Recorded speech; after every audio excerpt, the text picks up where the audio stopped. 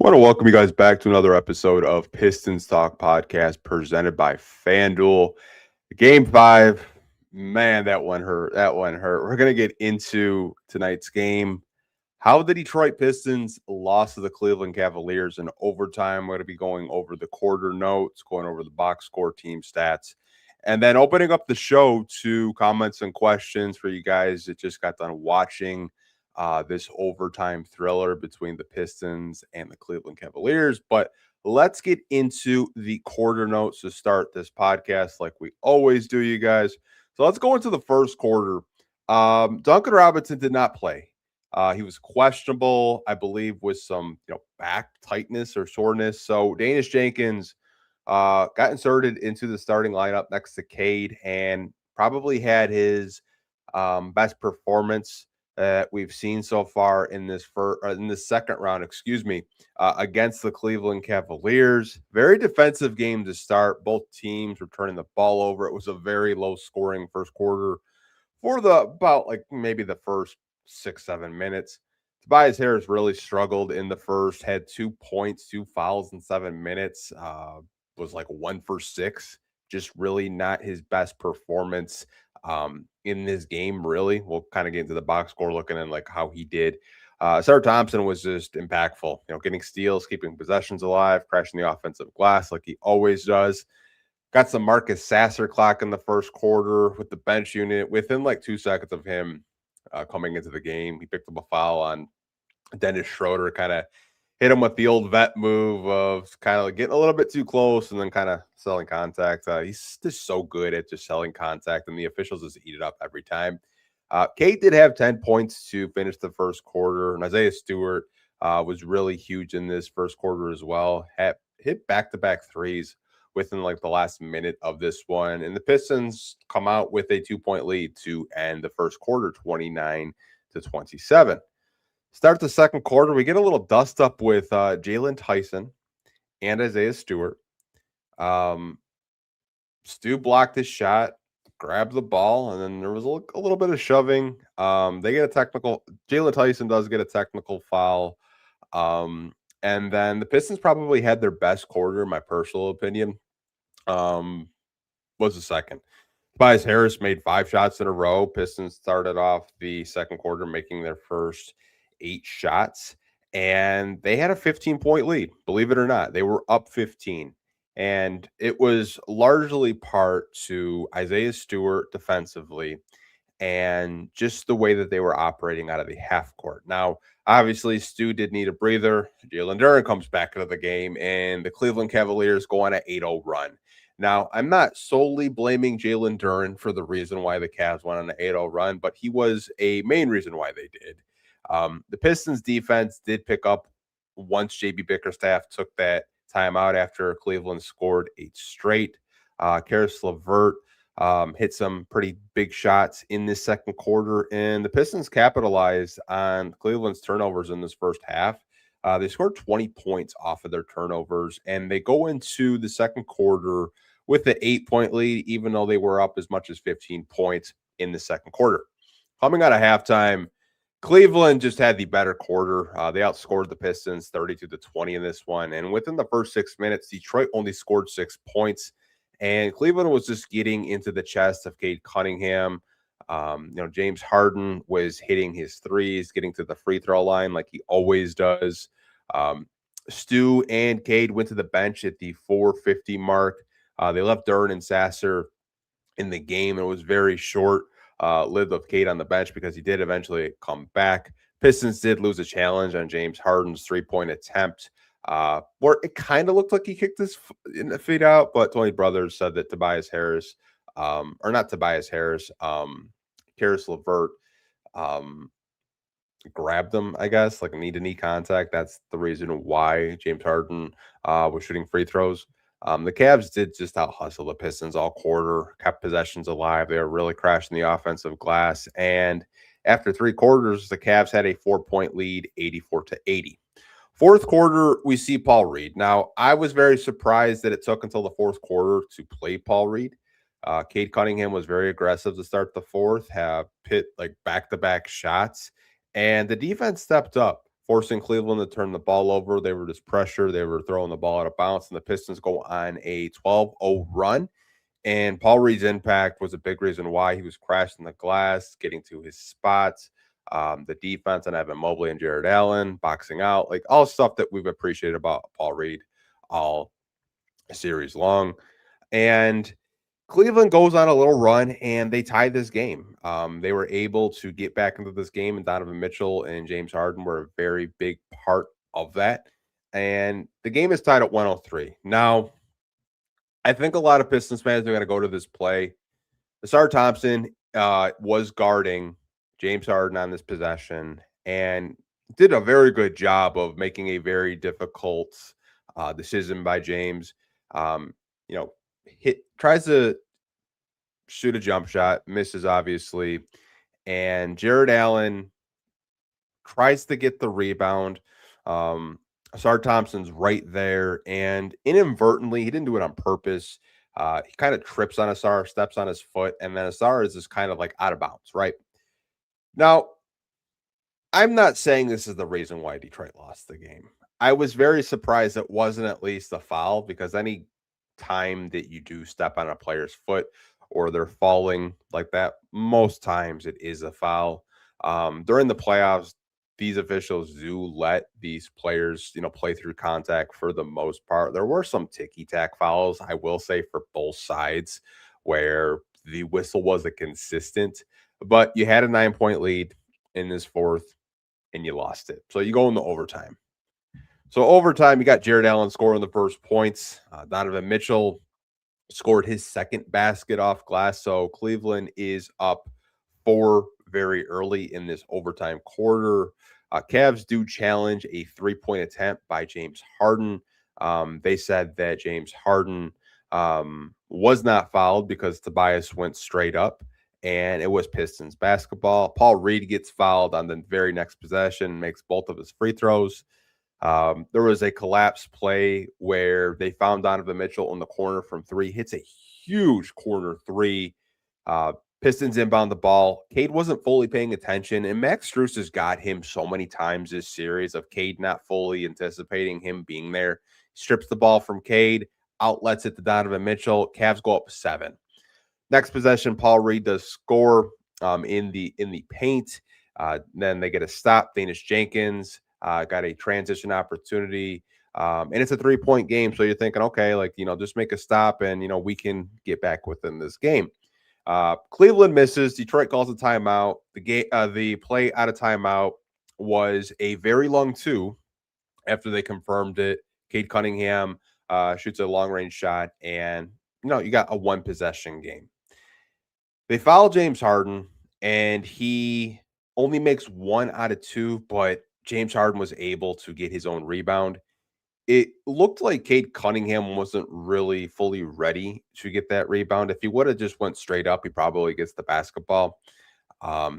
Send James Harden back to the line. Pistons tried to shoot threes to keep this game within range, but they just couldn't hit a shot. Cavs did a really good job of just securing the rebounds in overtime, but they do win this one. And they have won 3 straight games against the Pistons after Detroit went up 2-0 very early in this series. So 3-2. Game 6 will be on Amazon Prime this Friday at 7 p.m. But the final score in this one, the Cleveland Cavaliers 117, the Detroit Pistons 113. Very up and down game, very frustrating game if you are a Detroit Piston fan. I'm actually pretty pissed off that they choked that 9-point lead. I was kind of irritated that we were up 15 and we lost that cushion in the second quarter. But I mean, even if you looked at the odds before the game, they had the Pistons as a 3.5-point favorite on FanDuel. But we're going to get into the box score, team stats, and then we'll open up the show to Q&A. See a lot of you guys drop comments. We got over 52 comments in the live chat if you're watching on YouTube right now. Appreciate each and every one of you guys that are tapping on in for this post-game playoff podcast. But let's get into it. Tobias Harris, 40 minutes, 13 points. Probably his worst game in this series. 6 out of 19 from the field. Just a miserable 1 for 7 from 3. 6 rebounds, 3 assists, 1 steal, 1 block. Just really didn't have it tonight. And kind of have to credit Cleveland's defense, the way that they were defending him in the post, not letting him get those easy shots that he was getting in the first 2 games. Jalen Duren only played 25 minutes tonight. 9 points, 3 out of 5 from the field, 3 for 4 from the free throw line, 5 rebounds this time, 4 assists, 1 steal, minus 16, worst plus minus in the game. I saw someone say, like, Durham played a little bit better. Like, still, this still is not enough by your starting center. It just isn't.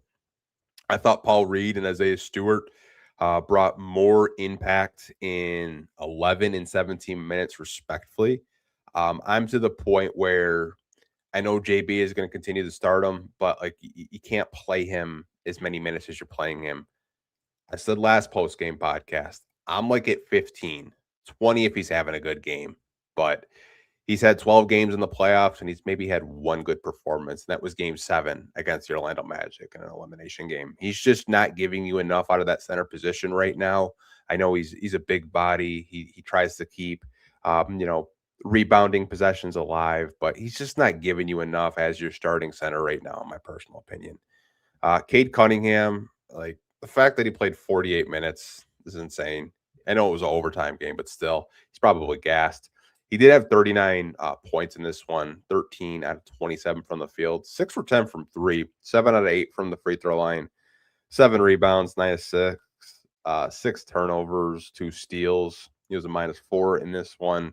Have to do a better job of taking care of the basketball, but it really felt like Cade was having one of the better performances that he's had in these playoffs. Was really getting to his spots, hitting his shots, and feeling really confident. But it sucks that he had such a performance like this, and it's in another loss.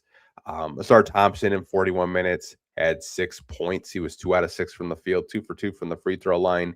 7 rebounds, 5 assists, 2 turnovers, 4 steals, 3 blocks. Finished the game with a +1. Only starter in the plus minus tonight that finished with a plus in the plus minus.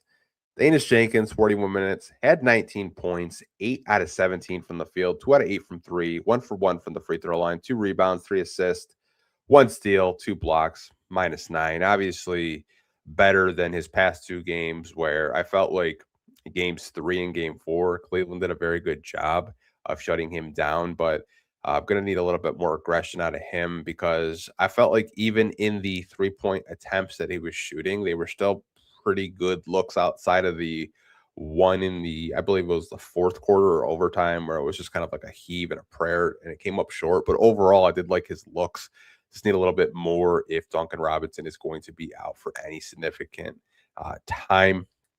Paul Reed, again, you played him all 4th and you played him in overtime, but it shouldn't have taken you being down 4 in overtime to play this man rotation minutes. He's been one of the better bright spots in this series. 10 points, 4 out of 7 from the field, 2 for 2 from the free throw line, 8 rebounds in 17 minutes, 1 assist, 2 blocks, 4 offensive rebounds. Like, again, I don't really understand it.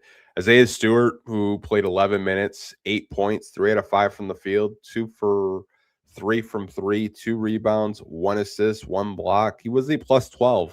Like, he was probably one of the better impact players in this game, and he only played 11 minutes. I know there's discourse right now, whether he's healthy, whether he's not. I don't really know. He says he's healthy, but he didn't play in the second half. So the rotation minutes would kind of signal that maybe he's not healthy. And then even JB talked about it before the game, saying like, yeah, he's healthy, but we're only going to be playing him like 10 minutes. Like, I don't really get it, but it's just frustrating because he was just so great tonight. Karis LeVert in 24 minutes had 7 points. He was 2 out of 7 from the field. Made all 3 of his free throws, 1 rebound, 1 assist, 1 steal, 1 block. He was a -7. Obviously, last game he was just insane. Had like 24 points, but kind of more back to like what we've known to get out of Karis LeVert this season, kind of like anywhere from like 5 to 10 points off the bench. Kevin Huerter actually played tonight, which I was kind of surprised because we haven't seen him since the Magic series, but he only played 3 minutes. And he had 1 assist. It was a -4. So Don't know if he's on a min restriction or not, but he's had like this abductor tear, and we haven't really seen him. And Duncan didn't play obviously because he's dealing with an injury. Marcus Sasser got 16 minutes, 2 points, 2 rebounds, 1 turnover. He was a +9. And the DMP coach's decisions. Ron Holland didn't play, which was kind of surprising. Tolu Smith didn't play. Javonte Green didn't play, and Chaz Lanier didn't play. So yeah, looks like JB was looking for more offensive players. That's why Karras played. That's why Sasser played. That's why Herter played. But not really mad at JB for giving Sasser an opportunity, given kind of like what he did in Game 4 in garbage time, and kind of kept the game pretty entertaining in the fourth. But overall, this was a very just up and down game, and just looked really hard to watch, especially in the fourth and overtime. But let's get into the team stats. So this is where it's frustrating. So the Pistons had 15 more shot attempts, and they shot 44% to Cleveland's 45%. Cleveland was 36 out of 80. The Pistons were 42 out of 95. And you still find a way to lose this game. Crazy. Cleveland did shoot a better percentage from three. They made 14 out of 35, shot 40% from three. Pistons shot 33%, where they were 11 out of 33. Free throws, which I see some Pistons fans bring this up. I mean, I'm just kind of over the free throw discourse. It is what it is at this point. Cleveland shot 31 out of 38, and they shot 82%. The Pistons shot 18 out of 20, and they were 90%. Rebounds, Cleveland did win the rebounding battle 44-40. They had 13 offensive rebounds. Pistons had 15 offensive rebounds. And defensive rebounds, Cleveland had 31 to Detroit's 25. Assists, the Pistons did have more assists in this one, 28-25. They had more steals, 10-6. More blocks, 10-9. Cleveland did turn the ball over 17 times. Pistons only turned the ball over 15 times, but still 15 turnovers is just way too much in a playoff game, especially with dynamic scorers like Donovan Mitchell and James Harden. You just have to do a way better job of taking care of the basketball. Points conceded off turnovers, 27 for Cleveland, 16 for Detroit. Fast break points, Pistons won that one as well, 23-7.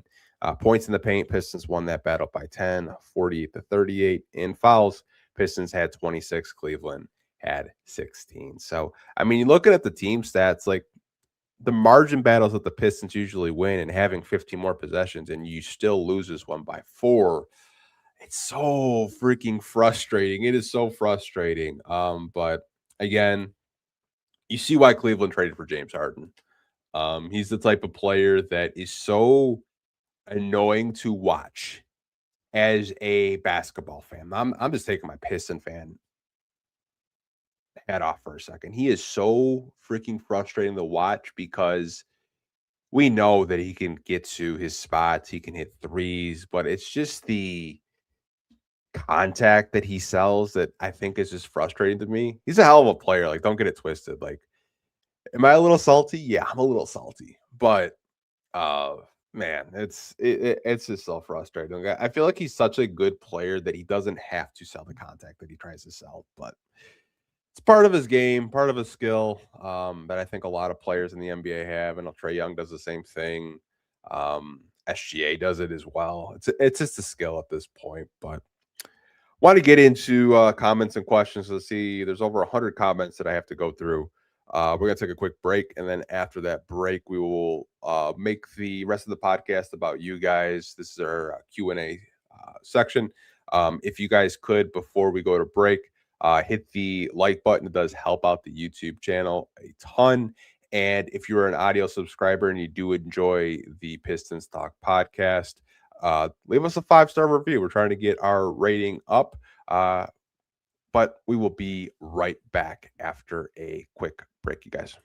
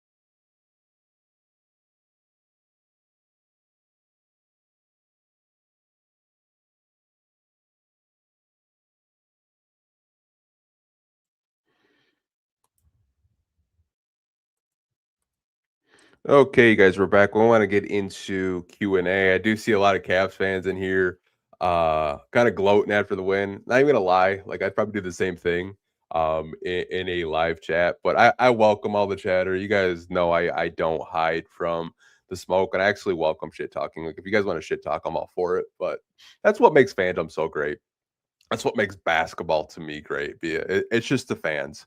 I actually do have a lot of friends that are Cleveland fans, and, at the end of the day, we just talk shit to each other. Like, he was talking shit to me when we were texting during the game. He's like, "Man, Cavs in 6." But, hey, man, I can't even say anything because we lost, but we're gonna get into Q&A. Okay, let's get into the first comment of this postgame show. So Piston Fan 11, they found a start at the end of regulation, and this is the same game 4 versus the Knicks. Tim Hardaway Jr. foul. We won this game full stop. What is the point of instant replay if you're not going to use it to make a call? I'm assuming if some fan 11 was crashing out, like I feel him. That play was just so bang bang.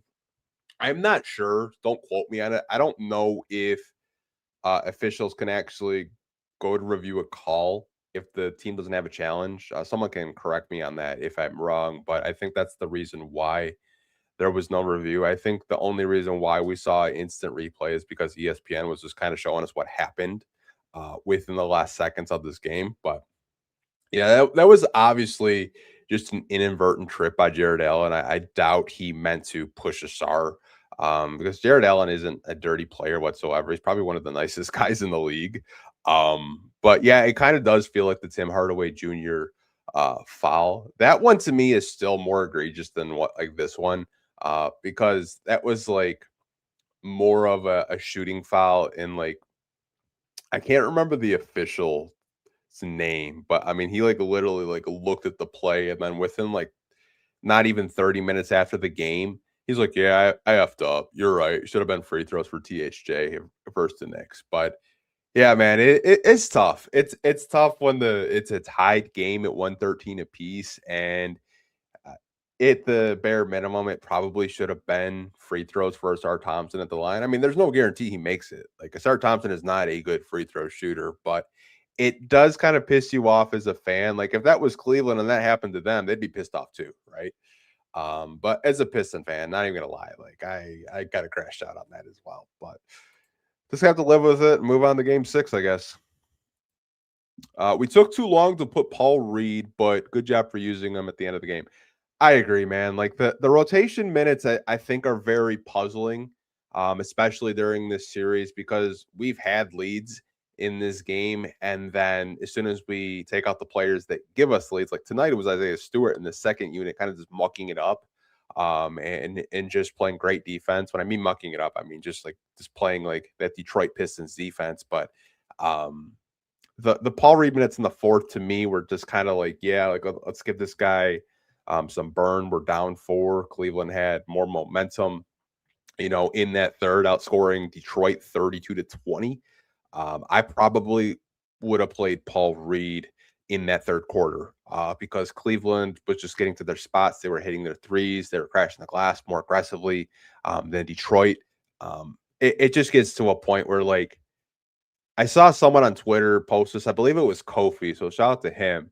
He had a tweet saying, like, you have to stop treating Paul Reed like an emergency glass, like break the glass type of center. Like he's a legitimate rotational center. He may be a third string center with the Pistons, but on any given team, he's a backup center and he's a very good center in the minutes that you've given him. He's been so productive. He hasn't been afraid of the moment.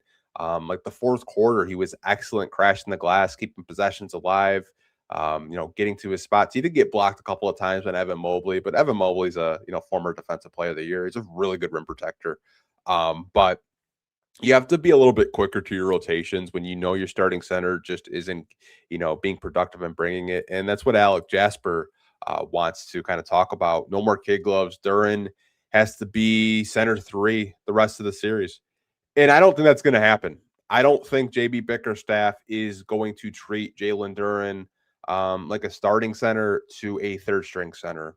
And there's politics in the NBA, which, again, it's kind of annoying as a fan because you're not going to just all of a sudden bench your starting center that's in a contract year, which is frustrating. But he hasn't deserved the start. I would probably say these past couple of games. He's been really bad in the playoffs. I mean, his numbers back it up. He actually had better numbers against the Knicks last playoffs versus this playoffs. His playoff numbers have just completely dipped. His percentages is down.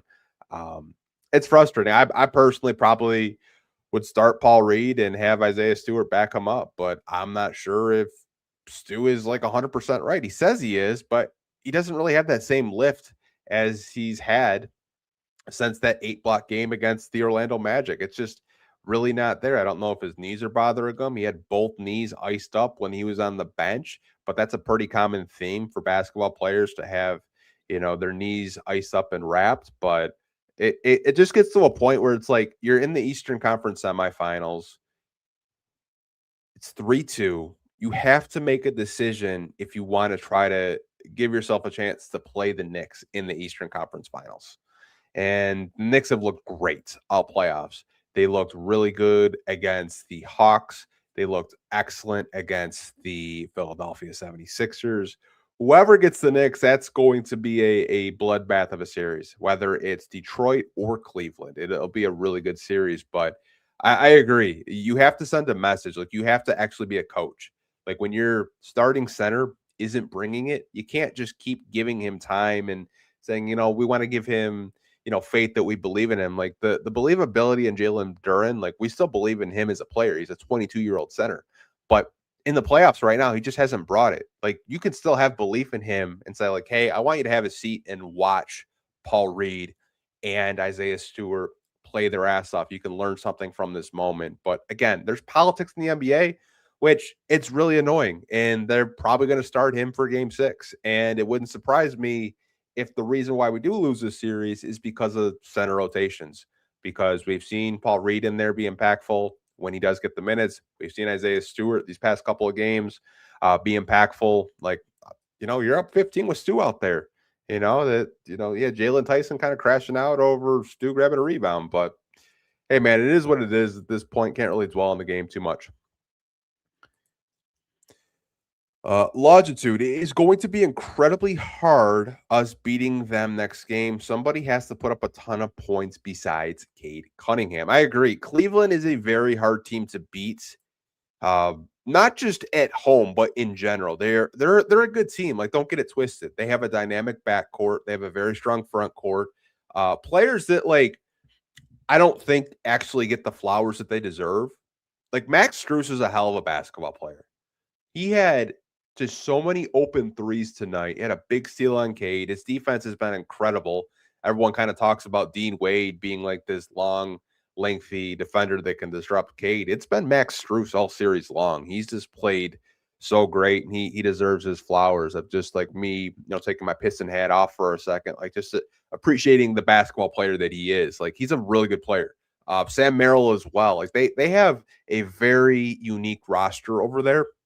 But I agree.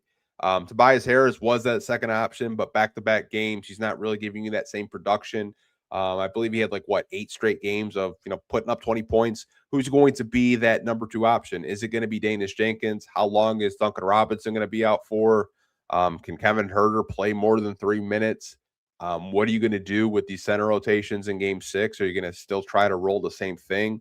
Do you think Karis LeVert has another 20-game in him? I'm not sure, but you're right. You can't rely on Cade to shoot damn near 30 shots a night, try to get you 45, possibly 50 to win Game 6. You're going to run him into the ground personally. But I don't know who's going to step up with Game 6. It'll be interesting to see if we do have another viable option that's giving you a good 20 points. We got West Jr. through and 3. This is going to hurt. Not going to lie. Not sure what to think of this team anymore. I think if we're the subjective talking about this team, it's inherently flawed. There's a lot of flaws on this roster, and that's perfectly okay because they've played within the system.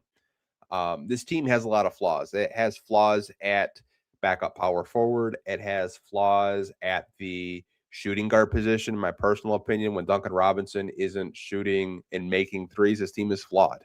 The fact that they have gotten as far as they have and they've won 60 games has to do with, buying into JB Bickerstaff's message of just being a tough defensive team and, buying into like what he's selling.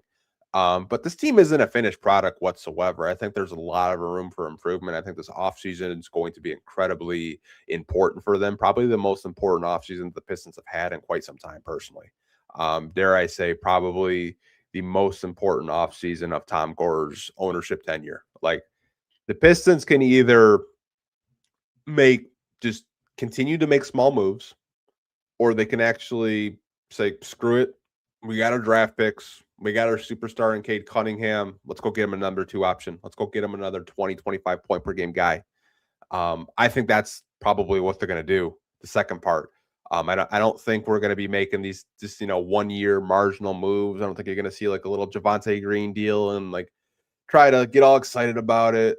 Nothing against Javonte Green, but like he was a small move that paid dividends this year. I don't think you're going to see like the little 1 year deals or a salary dump like you did, getting Tim Hardaway Jr. and, sending Quentin Grimes to get some picks. I think Trajan Langdon has enough data to actually go get Cade a number 2, a true number 2. And that's the next comment of this post-game show. We need a number 2 option on offense. And I agree. I think you see enough with this team where you have enough data with Cade Cunningham of what his strengths are and what his weaknesses are and how much can he actually put on his shoulders as a number 1 option. You have enough data, in my personal opinion, to go get that number 2 option this summer, whether it's through the draft, free agency, or via trade. I think the Pistons have a lot of flexibility and optionality of getting that number 2 option. Dwayne has a comment. You can't give up a 15-point lead and a 9-point lead. Cade needs to stick them on his hands because his hands are too soft giving up turnovers. Duran is not a max player. Trade him. I had to clean it up a little bit, Dwayne, but I feel you, man. I feel the frustration. The 15-point lead in the second quarter to only an 8-point lead going into halftime. I was very disappointed in that because I felt like you were playing really good defense in the second quarter and making it very difficult on the Cavs. You lose that, you only have an 8-point lead. Then you're up 9 after going on a 12-0 run in the fourth, and you allow James Harden and Donovan Mitchell to get back into this game in the fourth overtime. Cade Cunningham definitely did have those turnovers tonight that did cost them the game.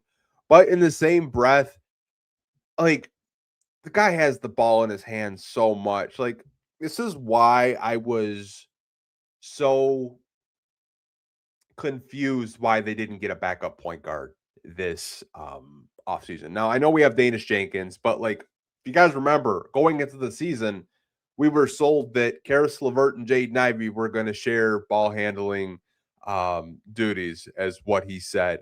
Obviously, Jaden Ivey got hurt before the season even started. Then they eventually traded him for Kevin Huerter, and he was never really the same Jaden Ivey after having that arthroscopic knee surgery and then, breaking his left fibula the year before. And then Karis LeVert, to me, I don't really think he's a guy that is a backup point guard. That's why I really wanted a backup point guard. You obviously got Danish Jenkins because Ivy was hurt, and you kind of found out like how dynamic he can be when he is hitting his 3-point shots. But I still feel like this team does need a backup point guard for Cade Cunningham or a secondary ball handler. Right now, it's been a lot of Asar Thompson. It's been a lot of Karis LeVert. I think Asar Thompson is still kind of developing into that secondary ball handler, but I don't really think he's a finished product there yet. I'd like to see Asar be a little bit more aggressive, with his drives, because we know he's not a jump shooter yet, but I'd like to see him actually go up and dunk it, or go up and, kind of like force the defense to follow you and get to the free throw line. But again, that he's still developing that. Like, we know he's not a jump shooter yet. Will he become a jump shooter? We don't know. We'll have to wait and see. The Duran is not a max player. I agree with you. I never thought when I saw the reports with Jalen Duran of him wanting close to a max deal, like I think a $210 million deal over a 5-year period, I was kind of like hesitant. I was just like, I have to wait and see if he is a max player. The playoffs will tell me whether or not he's a max player, and I don't think he is. Now, the problem is Detroit is going to have some competition. They're going to have some competition this summer. The Lakers, from my understanding, would be very interested in Jalen Duren. They have DeAndre Ayton right now. Chicago has a crap load of cap space. Would not surprise me if they would be interested in Jalen Duren.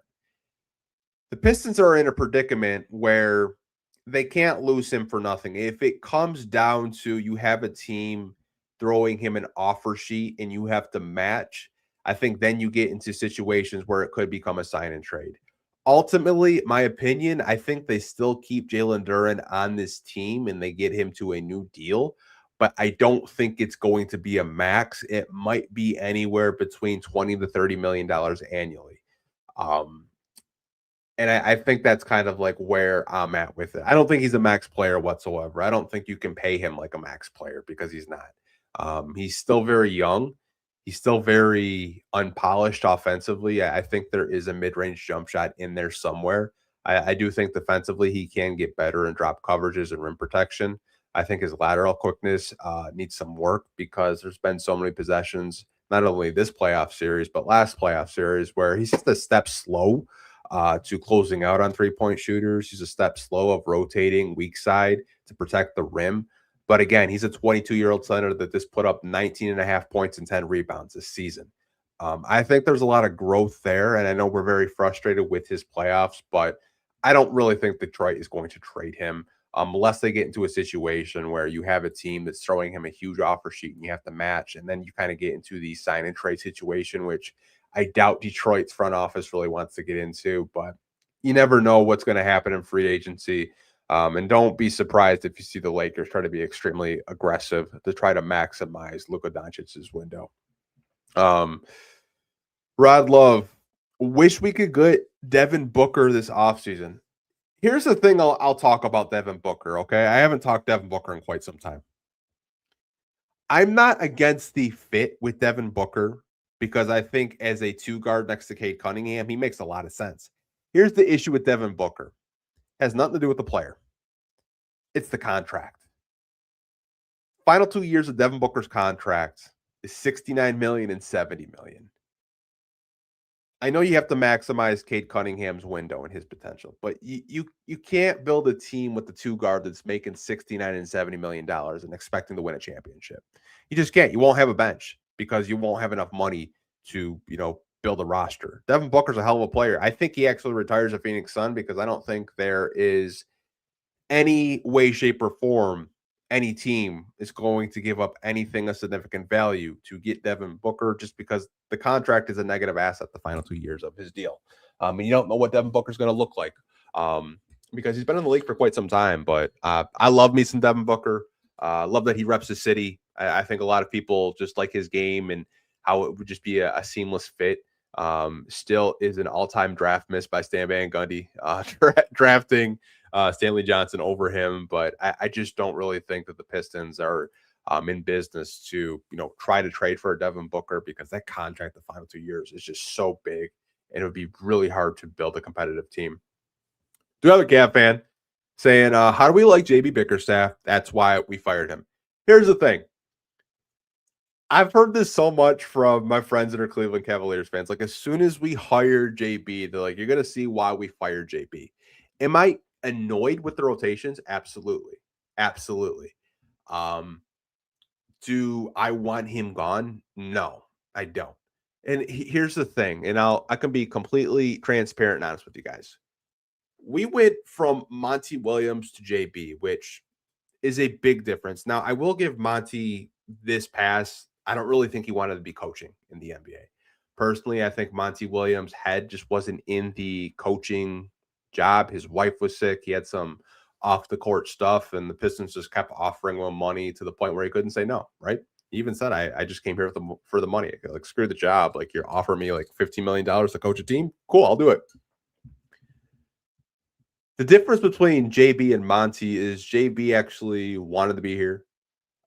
He's completely turned around the Pistons. I mean, we were a 14-win basketball team. We go to 44 wins. Like, hadn't had that much in over 10 seasons since the 16-17 year with Stan Van Gundy. This year we win 60 games. Number one seed, held on to it since November. And they haven't had that type of season in quite some time. Am I frustrated with JB Bickerstaff with his rotations during the playoffs? Yes, but I don't want him fired. I don't. I know some fans saying we should fire him after the season because we're not making the NBA finals. Like expectations have gone so freaking high. I kind of have to sit back and wonder like this team had a lot of flaws going into this season. Now obviously they made up for those flaws because they played as a team and they bought into the message into the system that JB Bickerstaff has been preaching to them. I think they can get better at certain positions. I think they can get better at shooting guard. I think they can get better at um, power forward. And, if you do get a secondary option, I mean, this is a completely different team that could easily win 50 games next year and be a top 4 seed with a healthy Boston and a healthy Indiana coming back. Like, the conference is just going to get more stronger in the East. Like, you're going to have Cleveland, you're going to have New York up there, Detroit will be there, Indiana, Boston, Toronto and Atlanta want something to say with it. Like the East is going to be a very strong conference next year. I do like what JB has done as a coach, but again, am I frustrated? Yes. Do I want him gone? No, I don't. I don't want him gone. But I also understand that the roster does have a lot of flaws. I have a Knicks fan. Can y'all hurry up? My Knicks are waiting.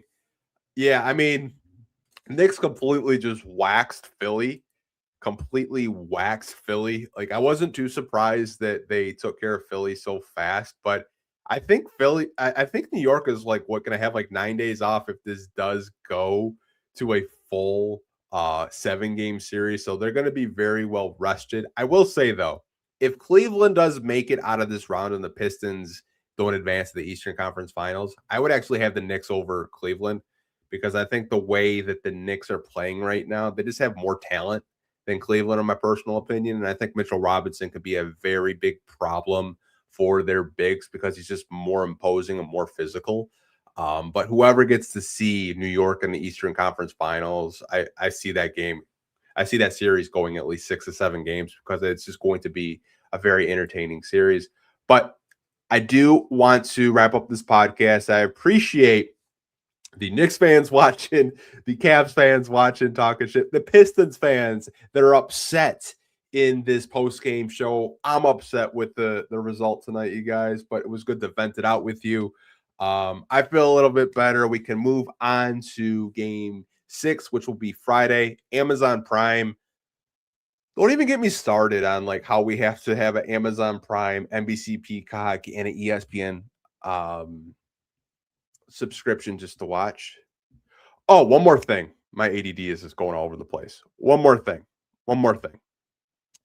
It was announced today that the Detroit Pistons will be on My TV 20 Detroit, you guys, meaning that the games next season will be over the air. So no more FanDuel Sports Network. If you have Channel 7 or My TV 20 Detroit, you'll be able to watch the Detroit Pistons preseason games and regular season games next season. Obviously, the league is going through a lot of transition with the RSNs, the regional sports networks, and Tom Gores and the Pistons decided that they're going to do My TV 20 Detroit for next season, which I think is really cool for people that live in the city of Detroit that obviously didn't get to watch. Have to see what happens out west in Michigan because a lot of people that live in Grand Rapids don't get My TV 20 Detroit, but I did want to kind of update you guys on that. But it'll be interesting, man. It'll be very interesting to see what happens in Game 6 again, Amazon Prime on Friday.